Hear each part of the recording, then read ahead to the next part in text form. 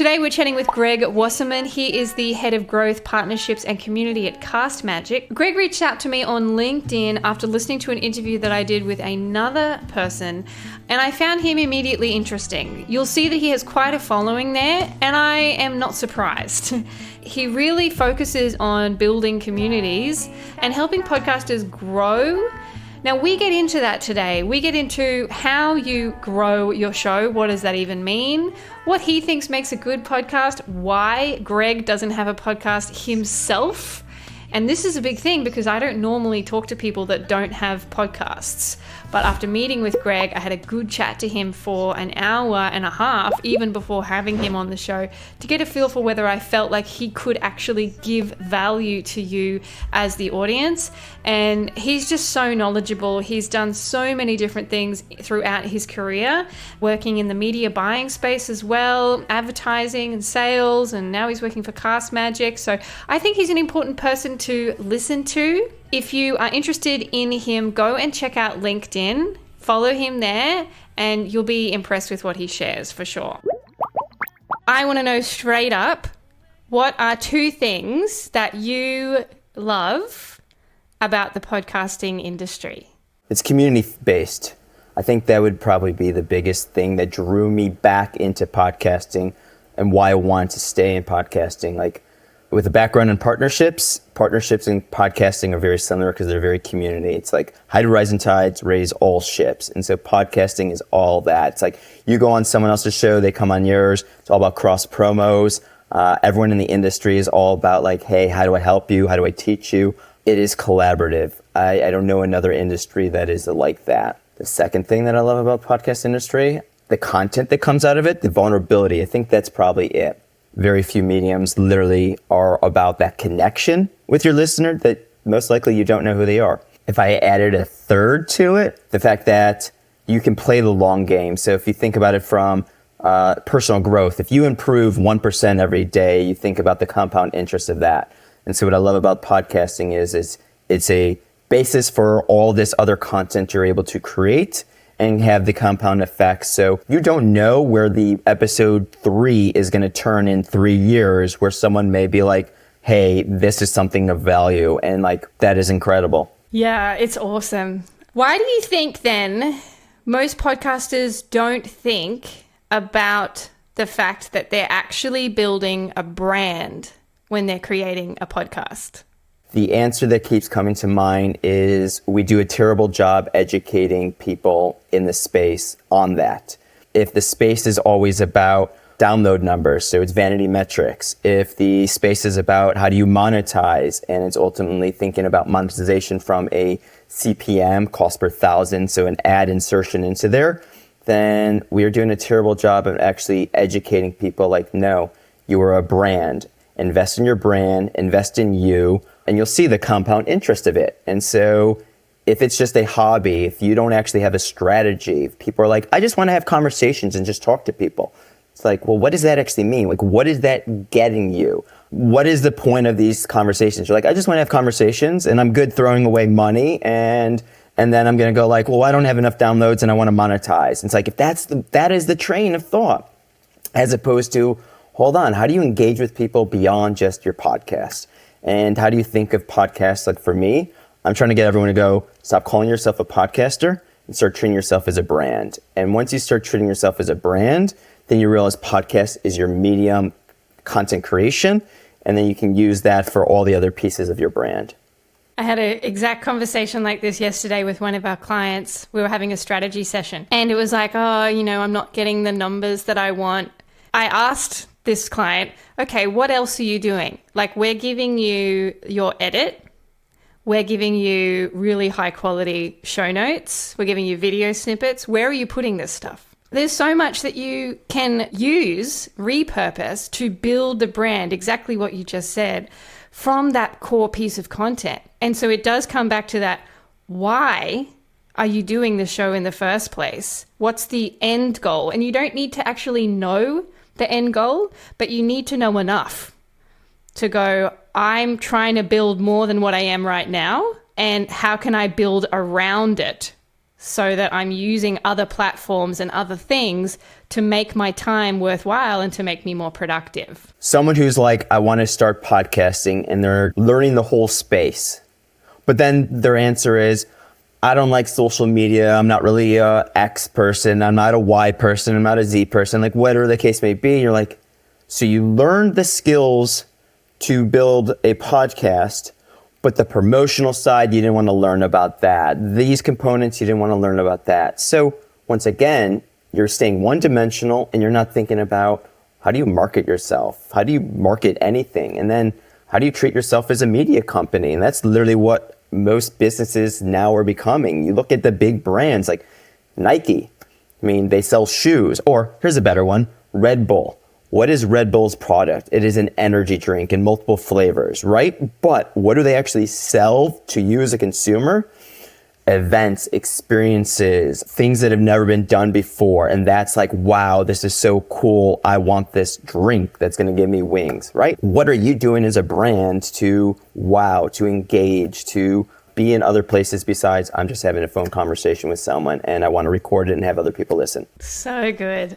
That's really valuable. If you're listening or watching this, flip and stop it, rewind, and go and listen to that again around the branding, the marketing, and how you're actually building those things. Just one point there on the Red Bull thing. If you go and look at their Instagram or their socials, there's not really many points. I don't know whether there are any points actually, where it's like they show you the product. They don't do that. They're showing you all the fun things and around the brand and what you can do and what the building and all that stuff. But they don't go, here's this thing that you can drink. They're building the experience, which is what you're doing through a podcast as well. So take note of that. Very good advice. What do you think, in your opinion, makes a podcast good? The host is a big piece. There's plenty of hosts that I don't engage with just because like it's just not my style. And I literally started writing a LinkedIn post about this. I'm like, I've always been one not to give advice, even though I'm an expert, because I'm like, this is an art that you're creating. So who am I to say your show isn't good? When in reality, I have a duty, or people are telling me I have a duty to tell people, but I'm like, all right, I can tell you the sound quality is not the greatest, or you don't have good questions, you don't know how to engage. Good example. I love how you're like, hey, listeners, stop, rewind. You're breaking that fourth wall and engaging with someone and going like, you guys, what just said is amazing. Listen to this, as opposed to you and I just having a conversation and forgetting that we actually have someone listening here. You see that a lot. People don't do that. You can look at ads. I understand people have to make money, but if you are doing ad insertion and I'm hearing an ad for a theater down the street, so I get it. Like I'm getting targeted a local ad that's dynamically inserted there, and I haven't even listened to the show. I don't even know what your show's about, haven't heard an intro, and I'm already getting served an ad. Great, skip right away. Like you've already lost me either as a user or you just annoyed me. Sound quality is a big thing. I will always stop listening to a show if it sounds like you're in a tunnel and I'm like, I don't want to listen to you right now on your Zoom call that's being recorded and it sounds like you're in a tunnel. I'm not saying you need the greatest mic. Like I'm on headphones. I know it sounds decent. It doesn't sound amazing, but at least invest in a little something there. Basically, if we think about it, podcasting is like another form of social media. You're pulling people into your world and you're engaging with them without engaging with them. You know, they don't give you the direct response that social media does, but it's still playing essentially the same game. It's a nicer game. You don't have algorithms pissing you off all the time. You know, it's a much nicer experience having a show. But this is definitely something that people forget, is that you actually do have an audience. It doesn't matter what the size is. You have an audience. And people can sometimes get a little bit like, I'm just doing this show for me, or just the conversations that I want to have. But if you don't think about what your audience actually wants to listen to, then you probably won't grow as quickly as you could. And the other way that you can track that is looking at the actual metrics, looking in the back end, looking at your insights. What are people downloading the most? If you have a YouTube channel, what are they commenting on the most? Where are you getting subscribers? If you don't track that sort of stuff, then you won't build the audience that you potentially could. And so I want to take it even further, but go back to the brand conversation. I loved your analogy here of like, it's a social conversation. And that is also using the podcast and this recording for those additional social conversations. Like, I can take this and put it on LinkedIn. I can take this and make it a Twitter thread. I can take this and put it as a Reels. Like, you can now have conversations from this one conversation on all these different places. And it's funny, like, I listen to a lot of podcasts at the same time. I don't listen to a lot of podcasts. I'd much rather, in some regards, give me a newsletter, let me follow you on LinkedIn, and let me see what you post there, and I can read it quickly, because I don't have the time to sit here and listen to everyone's show. So if you're expecting the average person to listen to 7 podcasts a week, but that doesn't mean that they can't engage with 20 podcasts a week. But now if we refocus our mind in terms of just podcasting, it's 20 brands now a week. And so I can get your newsletter on Thursday, but listen to your podcast on Monday. And now I've engaged with 2 different brands who are speaking to me through the content they're creating from this podcast. That's the way to have engagement. So you start looking at just, as you said, like, look at the analytics. Well, you can now start looking at the analytics of all those different platforms and have conversations. If you're like, this is too overwhelming, like, I can't do all those things, like, I agree with you, maybe 2022 and before. 2023, there's tools that allow you to do all of that. So it's overwhelming because it's new.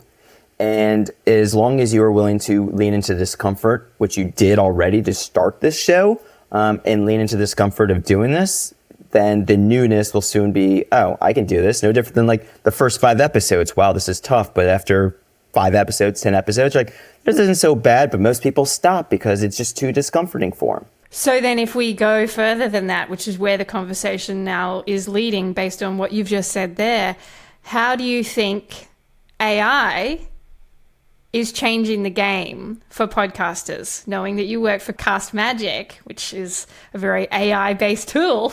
How do you think it's changing the game for podcasters? It is leveling the playing field, and those that are willing to invest in their brand and use tools. So someone gave me the great idea, like, most podcasters are, in a sense, solopreneurs, but also that they're doing it as not their dedicated job.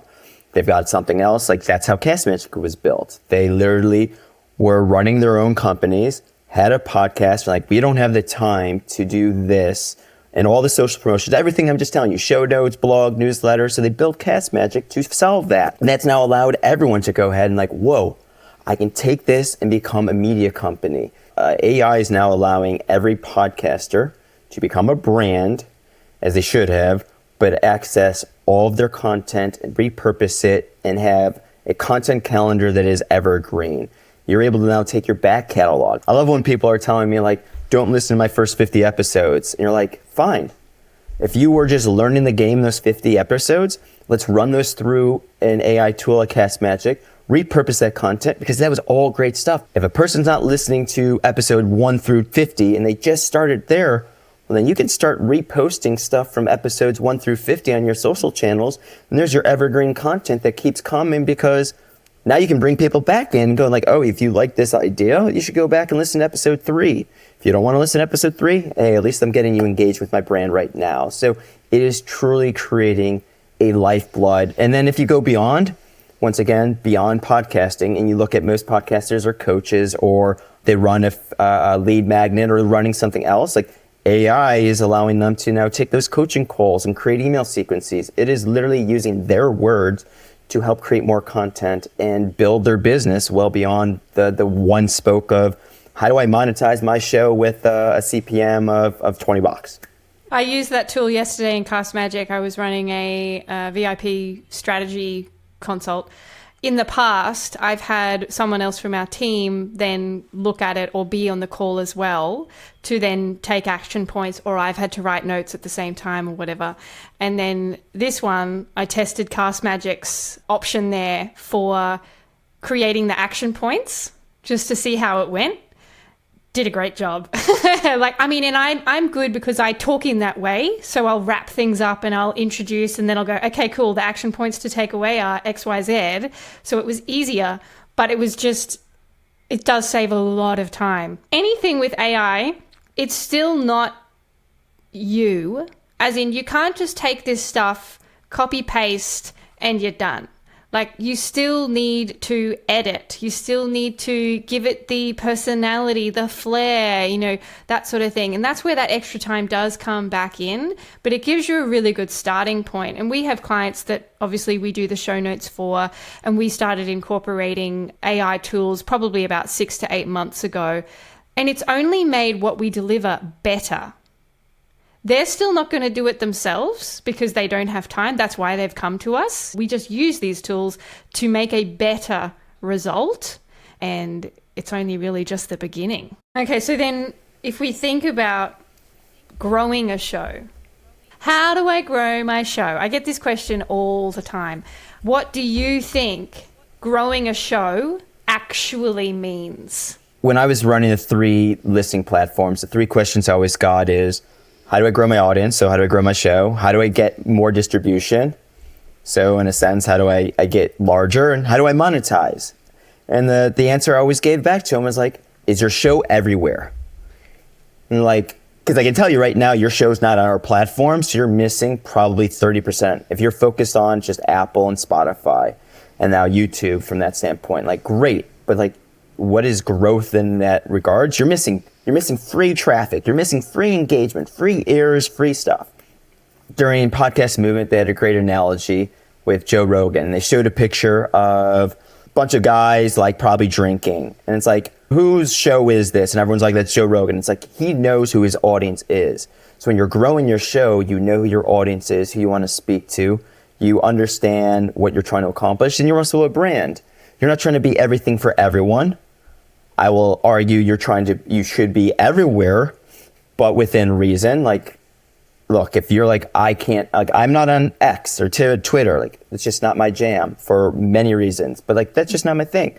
So I'll focus my energy in other places, but I have no reason not to be in those other places and grow my brand. So once again, growing your show is growing your brand, and growing your brand is looking at what is your entire strategy? Why are you doing this? Who are we trying to talk to? All the kind of podcast consulting questions that you're probably asking your client to literally get them to think about what is the purpose? What are we trying to accomplish? And if they're I just want to make money by selling ads on it, then I go great, let's sit down and actually understand what this business is. And that's part of the job of I guess, a podcast consultant, of going how do I get you to think bigger than just, I want to do a podcast, do it for me, and hope that I get more downloads. It's no. Let's talk and sit down and actually examine all that. It's definitely more than just your download numbers. If you're looking at, I'm not growing because my download numbers aren't growing, then you're looking at the wrong thing. It needs to be a more spread approach. Just like Greg has said there, downloads are one aspect. Where are you? How are people engaging with you on other platforms, on other places? Is your newsletter growing? Are your followers growing on LinkedIn or Instagram or YouTube? Is that channel growing? It's not just the download numbers. It's all the other aspects that come together that create the bigger mission. And so when you think about that, I want you to start thinking and looking at the metrics more than just what your download numbers are doing. Get a big old spreadsheet, track everything, everywhere that you repost that content, anything where the podcast is spread. You need to track these things, and you will see that you're growing more than you realize. And there's so many ways to think about, you can use the guests that are coming on. So it's all right, am I growing my show by literally just having the right conversations with with the right people, and that ultimately is not growing my show, but it's growing my brand, and it's opening me up to all these other things. So if I think about it as show, brand. Don't think show, think brand. If we want to replace podcast with brand, show with brand, if we start thinking of all those components as a brand, and brand is you, then at the end of the day, do you feel like your brand is growing? Do you feel like more people know you? Do you feel like you're influencing more people? Do you feel like you're having more conversations that people are turning into? Once you start that, and you start looking at that lens, you're like, oh yeah. You actually start feeling even better too, because like, I am making a bigger impact than the 200 downloads I'm getting right now. All right, Greg. So I'm putting you in the hot seat here. You're talking all about podcasts, but when I look up Greg podcast, you don't exist. So why don't you have a podcast if you love them so much? I've really enjoyed, and I think this is probably a good thing for most people, be a guest in other people's podcasts, and you start understanding what makes a good podcast. Start having conversations with others. Like a lot of people will go ahead and say like, I want to start a podcast because I listen to so-and-so. I'm like, all right, so your basis right now is a show you like, but you don't understand what they do on the back end. You don't understand all these other things. Most people don't actually take the time and start guesting. And when you start guesting, you start seeing like who's asking good questions, who's doing good follow-up, who's actually engaging, who's providing you the assets to make you. So like it literally allows me to understand how to build a business. So when I decide to actually start my podcast, I've learned from not only all my conversations I get to have through the jobs I've done, but also all the guesting I've been able to do. I think that becomes incredibly powerful. So yeah, hold on. Maybe 2024 will be the time that I launch something. Right now, I'm just having fun of sharing the knowledge with others. I've had a really good time chatting to you today, all about podcasting, even though you don't have one, and I only normally speak to podcasters. You know, I've let it happen. If you guys want to find out more about Greg, I would say probably the best place is LinkedIn. I really enjoy what Greg shares over there. He does like a podcast recommendation post on Mondays, is it? Yeah, every Monday. Consistent posting, consistent content is a key thing for being a brand. And so I consistently post on LinkedIn. Every Monday I post 3 podcasts that I think people should listen to. Take a break from your screens, because I'm literally staring at this all day, and go enjoy something with your ears and still learn and still engage. So I'm always looking for new recommendations. Come find me and we'll engage. Cool. And if you want to try Castmagic as well, we'll put a link to that in the show notes so that you can have a look at what that looks like. Greg, thank you so much. I'll talk to you later. It was a pleasure. Sounds great. Thank you so much.